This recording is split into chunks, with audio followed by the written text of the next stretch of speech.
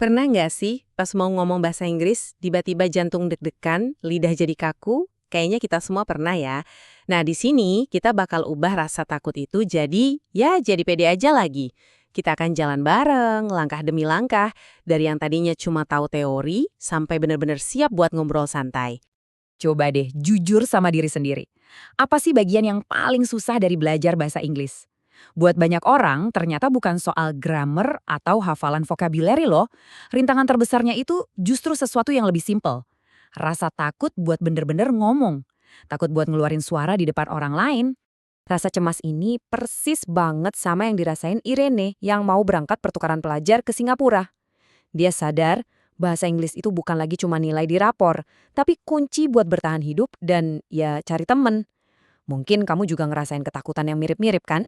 Nah, ini dia biang keroknya. Rasa takut buat berbicara. Takut salah ngomong, takut dijudge, atau takut kedengeran aneh. Tapi tenang, gembok inilah yang bakal kita bongkar bareng-bareng hari ini.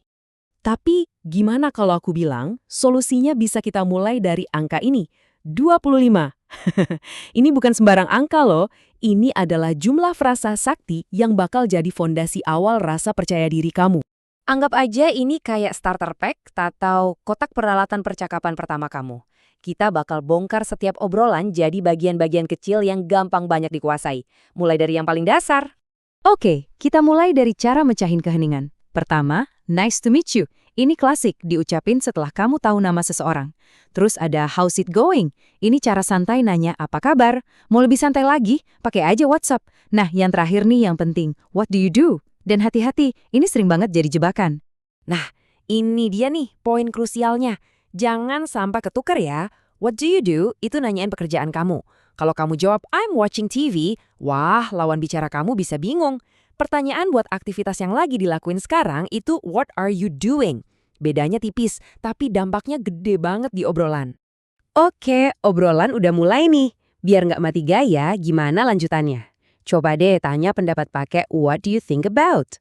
Kalau kamu penasaran sama hobi mereka, bisa pakai how did you get into? Yang artinya tuh kayak, gimana sih ceritanya kamu bisa suka sama ini?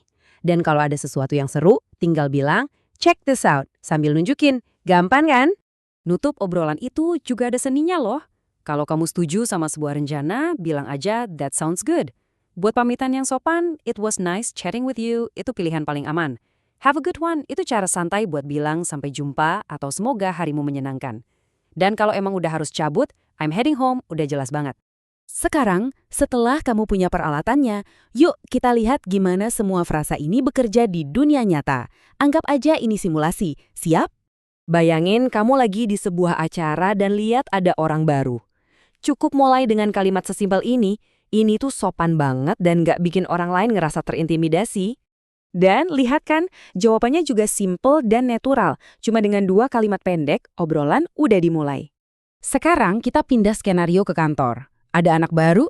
Nah, kalimat welcome aboard ini bukan cuma sapaan biasa, tapi juga cara yang hangat dan profesional buat bikin dia ngerasa diterima di tim. Lihat di si Mark, sebagai karyawan baru, dia pakai nice to meet you yang tadi kita bahas, terus langsung nyambung nanya soal tempat makan. Ini pinter banget karena nunjukin minat sama lingkungan baru, sekaligus buka pintu buat ngobrol lebih panjang. Situasi lain yang hampir pasti kamu temuin, entah lagi liburan atau sekedar nongkrong di kafe. Ini adalah interaksi standar yang polanya hampir selalu sama dimanapun kamu berada. Dan cara mesennya pun simple banget. Ingat-ingat frasa ini ya, I would like. Ini kayak kunci ajaib buat memesan apapun dimanapun. Jelas, sopan, dan langsung ke intinya. Oke, frasa udah punya, contohnya juga udah lihat. Tapi sekarang muncul tantangan berikutnya yang nggak kalah besar. Di mana kita bisa nemuin orang buat latihan ngomong? Ini nih, mungkin pertanyaan paling penting dari semuanya. Kabar baiknya, kamu nggak perlu kursus mahal atau pindah ke luar negeri. Jawabannya ada di HP atau laptop yang lagi kamu pakai sekarang. Dan jawabannya ada di angka ini. 7. Ada 7 website luar biasa di mana kamu bisa langsung mulai latihan ngomong detik ini juga. Yuk kita bedah cepat satu-satu. Pertama, Conversation Exchange. Ini cocok buat kamu yang suka sistem barter, kamu ngajarin bahasa Indonesia, dia ngajarin bahasa Inggris. Terus, Tandem. Kerennya ada fitur koreksi langsung pas chatting. Jadi kamu bisa langsung belajar dari kesalahan. Lalu Hello Talk. Ini kayak main media sosial, tapi buat belajar bahasa. Santai banget. Kalau kamu suka yang simple, coba Speaky. Tampilannya sederhana, langsung ke tujuan. Cari teman ngobrol. Buat yang suka diskusi, ada episode. Di sini kamu bisa gabung grup video call bahas topik tertentu. Masih malu buat langsung ngomong? Coba Free for Talk. Kamu bisa masuk ke ruang obrolan audio, dengerin dulu, baru nimbrung kalau udah siap. Terakhir, buat yang suka tantangan, ada Linkbuy. Aplikasi ini bakal nyambungin kamu cara acak sama orang lain buat ngobrol. Coba aja pilih yang paling pas sama gaya kamu. Oke, kita udah hampir sampai di garis finish nih. Sekarang kita tambahin sentuhan akhir. Beberapa hal kecil yang bakal bikin obrolan pertama kamu jadi lebih mulus dan positif. Anggap aja ini kayak polesannya. Excuse me, itu serbaguna banget. I really appreciate it. Bikin ucapan terima kasih kamu kedengeran lebih tulus. Could you give me a hand? Itu cara yang lebih sopan buat minta tolong. Dan I'm sorry to hear that. Nunjukin kalau kamu peduli. Menguasai frasa-frasa ini bakal bikin kamu kelihatan jauh lebih natural dan ramah. Jadi, coba kita rekap sedikit.